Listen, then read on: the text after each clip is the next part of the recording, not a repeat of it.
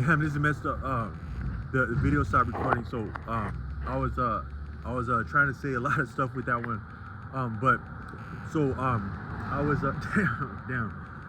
So I was trying to say that a lot of life is like zero sum. So where you have a surplus here, you have a deficit there. That goes for a lot of things, up to and including self-esteem and human socializing that affects romantic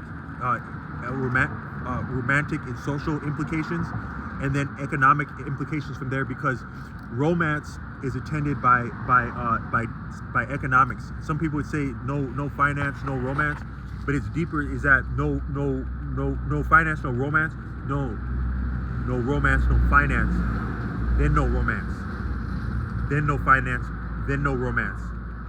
Because when you're having a romantic experiences, for one, is that there's a potential for a dowry, in that your partner, they can give you economic advantages, their family can give you economic advantages, but broader and more significantly, the environment, the community can give you economic advantages in the forms of opportunities, but also cooperation within opportunities, that you're just simply more viable depending on your romantic standing. So romance is still very significant, and it is everything is all about money all the time, obviously, right?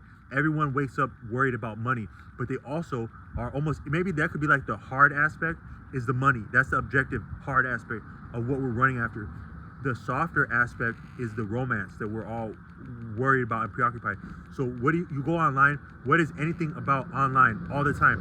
Even, it's sad to say, but even before people become adults, you know, you got these different like platforms. I won't call them out, but you got these different platforms that young people are engaged at a young age. What is it more so about? Basically, money that is value, and romance. From the cradle to the grave, from very young ages, but especially adults, we're always worried about money and romance. But romance might be the softer, abstract dimension of zero-sum value that amounts to the hard, concrete, numerical representation of the outcome and aftermath of that is finance and currency. But the romance impacts the economics, and the economics impacts the romance, and both of those impact the viability of life. And both are zero sum, because where one gains, another loses. And it's also within social interactions and interacting. So I said in a video that I didn't upload, is that I had some friends growing up, for lack of a better word, that were very mean-spirited and would berate me and be very derogatory to me as it pertained to social standing and romantic standing as a young person. My friends would do that in a very disingenuous way, and maybe it wasn't called for. But then they started to have experiences by our relationship that we had, them seeing themselves getting over on me and disrespecting me one-on-one. Then the confidence from that, but also the rapport of that coming into romantic engagements, where I was more so I was appreciated in college by someone that was recruiting, someone was considering me for a role of leadership on a college campus as it pertained to dorm rooms, like a resident advisor. So I was actually a leader of a wing of a dorm in college at a state school, a fine state school in my region. But I've seen flyers applied, and I went against a battery of scrutiny of tests.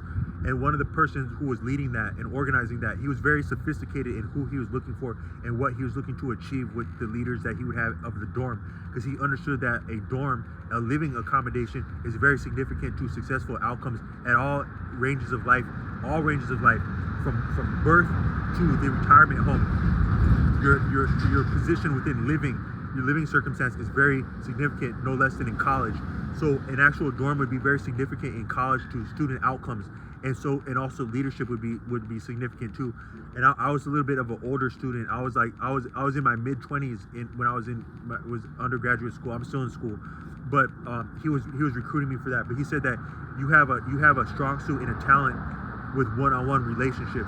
And I also had a friend that I've quoted on this channel that was from the deep south, like Florida, and he was a year younger than me, but in the same grade. And he was a very savvy person, all of life from childhood. A lot of who you are is already with you in childhood. He was very savvy in childhood and adulthood. But he one time said that I had a gift for one-on-one relationships, for maintaining one-on-one relationships, because I had been his friend in the North.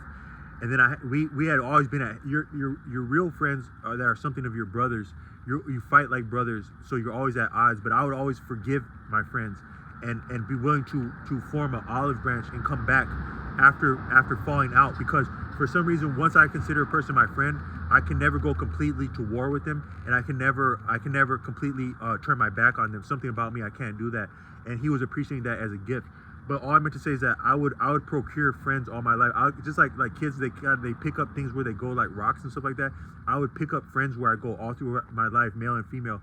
But some of my friends that would be disrespecting me like that, when we got into having female friends around, the relationship and the rapport, but some of the self-esteem from getting over on me, it would play out in these around the females, and then leaving those situations, because I wouldn't stick around BS most of my life.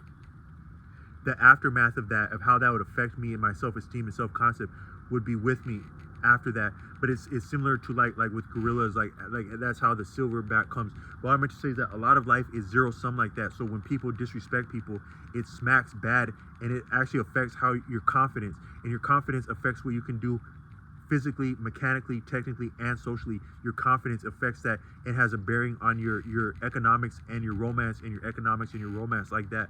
But within that, the experience of paternalism is very significant, and it smacks distasteful. You maybe can't get compliments without getting disrespected, so you actually can't have like strong social looks and appearances go over a certain way without them having go bad a certain way. You actually need both of that. So some people would say that there's something significant about living with a comedian, or the experience of actually being together with a comedian. And part of that is that in order to have jokes land, you win over a room. You have everybody in the palm of your hands laughing. That actually sets you up for sticking your foot in your mouth. And you could maybe say you can't have jokes go over well without them going bad. Inevitably, it's like that. But I think that but paternalism is very significant. And so I think that one of the ways that our society functions, as our society is zero sum, is along the lines of paternalism. I know what's best for you, so we're gonna do it my way, which is also just so happen gonna work out to my best interest, and then we're gonna go along from there according to paternalism. That can be, I know better than you, I'm cooler than you, I'm sexier than you, which I'm gonna say about that. I'm smarter than you, I'm learned than you, I'm clever than you. The only thing that I'm entitled than you, I'm privileged than you, I'm the boss. Yeah, that, this and that, but I'm the boss. So that's a lot of the attitude.